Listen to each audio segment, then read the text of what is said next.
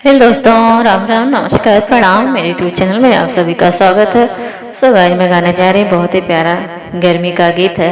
अगर अच्छा लगे तो चैनल को लाइक सब्सक्राइब शेयर जरूर करिएगा और कमेंट में जरूर बताना कि गीत कैसी लगी। गाइस शुरू करती हूँ। आज के गीत सुनिएगा, बहुत ही प्यारा है। एक लाइक करके जाइएगा, प्लीज पूरा फुल वॉच करके देखिएगा। तो शुरू करती हूँ आज के गीत, सुनिएगा।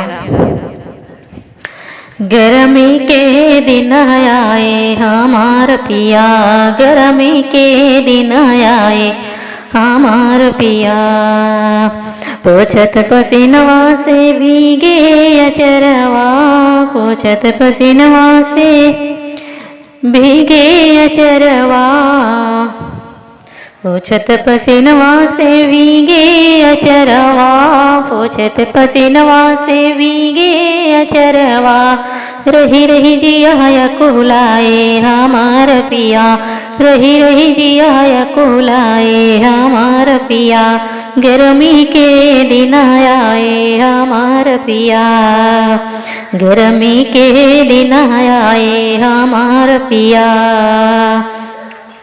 खड़ी दोपहरिया न डोले बयरिया, खड़ी दोपहरिया न डोले बयरिया, धुपिया आग बरसाए हमार पिया, धुपिया आग बरसाए हमार पिया, धुपिया आग बरसाए हमार पिया, गर्मी के दिन आए हमार पिया, गर्मी के दिन आए हमार पिया,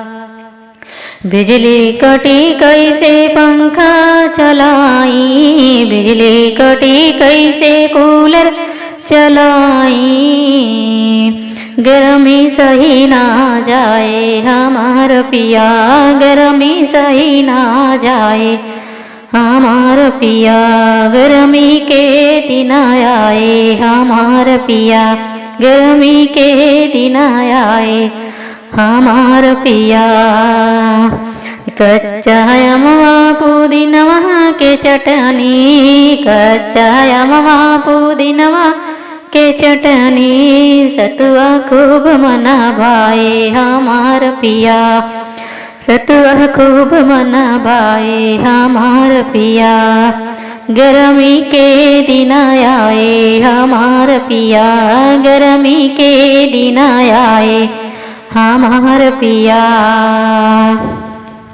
हमरे बलमुआ से देखी न जाला, हमरे बलमुआ से देखी न जाला, बैठे बेनिया डोलाए हमार पिया, बैठे बेनिया डोलाए हमार पिया, गर्मी के दिन आए हमार पिया, गर्मी के दिन आए हमार पिया, पोछत पसीनवा से भीगे अचरवा, पोछत पसीनवा से भीगे अचरवा, रही रही जिया कुलाए हमार पिया, रही रही जिया कुलाए हमार पिया।